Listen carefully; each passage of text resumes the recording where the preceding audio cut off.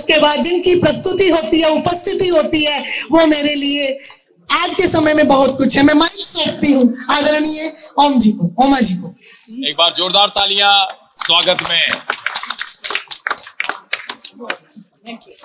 पहले तो आपने इतने हृदय के साथ मेरा स्वागत किया और मुझे बुलाया, और एक कवि के, एक लेखक के और एक चिंतक के स्वर में अपनी प्रशंसा सुनना, ऐसा लगता है जैसे कि मैं भी किसी महाकाव्य का हिस्सा बन गया हूँ। मैं उसके लिए पहले धन्यवाद। हो भी क्यों ना, आदरणीय ने किताब लिखी है महंगी कविता, और वो इतनी महंगी है कि यहाँ पर एक पूरा लॉट बन जाएगा 25,000 की एक कविता। तो इन्होंने कविता को जो ऊंचाइयां दी है, मैं इनका आभार भी व्यक्त करती हूँ, और आने वाली पीढ़ियां याद रखेंगी कि एक ऐसी किताब भी आई थी। मैं आपको माइक सौंपती हूँ, धन्यवाद। हाँ, तो जब आपने जिक्र कर दिया है तो अगली किताब आप ही खरीदने वाली हैं अभी। क्या बात है। मैं बहुत बहुत धन्यवाद पहले तो दूंगा आपको, और प्रभात प्रकाशन, आपसे मेरा शायद कोई वार्ता कभी नहीं हुई, कोई संवाद नहीं हुआ, आपसे कभी मैं मिला भी नहीं, लेकिन प्रभात प्रकाशन से बचपन से मिल रहा हूँ। ऐसा कोई भारत में, ऐसा कोई हिंदी का पढ़ने वाला नहीं होगा जिसके बुक शेल्फ के अंदर प्रभात प्रकाशन की कई किताबें न पढ़ी हो, वो तमाम ऐसे ग्रंथ न पढ़े हो जो अपने आप में अतुलनीय हैं। तो आप लोग और आपके प्रकाशन को मैं पहले प्रणाम करता हूं, जो इतने समय से भाषा की, साहित्य की, विचारों की सेवा कर रहा है। और दूसरी बात, चूंकि ये पुस्तक अभी मैंने पढ़ी नहीं है, कुछ पंक्तियां आप पढ़ रही थी, मैंने सुना, मुझे विलंब हुआ, ओम जी से क्षमा मांगता हूँ। आपने मुझे बुलाया था, सुबह ही मुझे कहा था, लेकिन किन्हीं कार्यक्रमों के कारण लेट हो गया। और वैसे भी हम लोग साधु संत टाइप के लोगों को लेट करने की बीमारी होती है तो वो कोई बड़ी बात नहीं है। अच्छी बात बस मैं ये देख रहा हूँ कि व्यथा कही पांचाली, आपने पांचाली एक बहुत महत्वपूर्ण चरित्र है भारत के, जो महासतियों में पांचाली सबसे ऊपर आती है हमारी जो दार्शनिक परंपरा है, जो पौराणिक परंपरा है उसमें। और ये भी बड़ी अच्छी बात है कि भारत ने महासती उन स्त्रियों को कहा है जिन स्त्रियों ने एक से अधिक पुरुषों का वर्ण चाहे अनचाहे अपने जीवन में किया हुआ है। अब उसके पीछे बड़ी दार्शनिक गाथाएं हैं, लेकिन दूसरी तरफ पांचाली को न केवल व्यास अथवा जो भारतीय परंपरा है, भारतीय मनीषा है, या जो लोग श्रद्धा करते हैं भारतीय धर्म के प्रति, उनके लिए नहीं केवल पांचाली पूजनीय है, बल्कि उन लोगों के लिए भी जिन पे नास्तिक होने का तगमा लगा हुआ है। लोहिया जैसे व्यक्ति ने भी कहा था कि देश का आदर्श सीता की जगह अगर पांचाली द्रौपदी होती तो स्त्रियों की स्थिति कुछ और होती। पांचाली विद्रोह का स्वर है।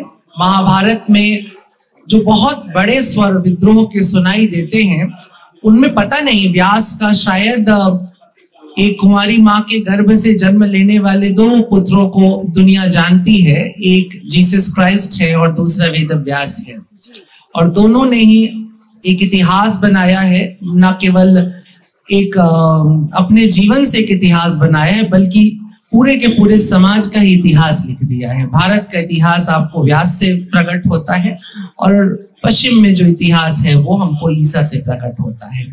और दोनों के भीतर माँ और माँ की ममता या स्त्री के प्रति एक विशेष प्रकार का आकर्षण या श्रद्धा दिखाई देती है। और व्यास के महाभारत में तो इतने स्त्री चरित्र हैं, इतने जागे हुए चरित्र हैं, चाहे वो कुंती हो, चाहे वो द्रौपदी हो, चाहे वो सुभद्रा हो, चाहे रुक्मिणी हो। आप देखिए स्त्री, जिस प्रकार की स्त्री की आप परिकल्पना करते हैं, या जैसे स्त्रियां अपने लिए एक आजाद और एक स्वच्छंद और स्वतंत्र जीवन चाहती हैं, व्यास ने शायद कई स्त्रियों को मिलाकर एक स्त्री बन जाएगी, लेकिन उन सभी स्त्रियों की छवियों को महाभारत में रख दिया है। पांचाली उन सबका समुच्चय है। पांचाली में कुंती भी है, उसमें सुभद्रा भी है, उसमें रुक्मिणी भी है, उसमें सीता भी कहीं पर है, और उसमें वो सब भी शक्तियां जिसको हम आदि शक्ति के रूप में देखते हैं वो सब है। पांचाली बहुत ही महत्वपूर्ण है, और आपने ऐसे केंद्रीय पात्र को आपने चुना है और उस पर लिखने का साहस किया है। मैं साहस इसलिए कह रहा हूं क्योंकि जब हम इस तरह के आध्यात्मिक और धार्मिक चरित्रों को उठाते हैं तो बहुत असमंजस भी होता है और भय भी होता है, क्योंकि इतने प्रिय हैं ये और इतने पढ़े लिखे गए हैं कि इन पर कुछ कहते वक्त ये सोचना पड़ता है कि हम जो कहेंगे इसका कोई अर्थ या कोई मूल्य बचेगा भी कि कल नहीं बचेगा।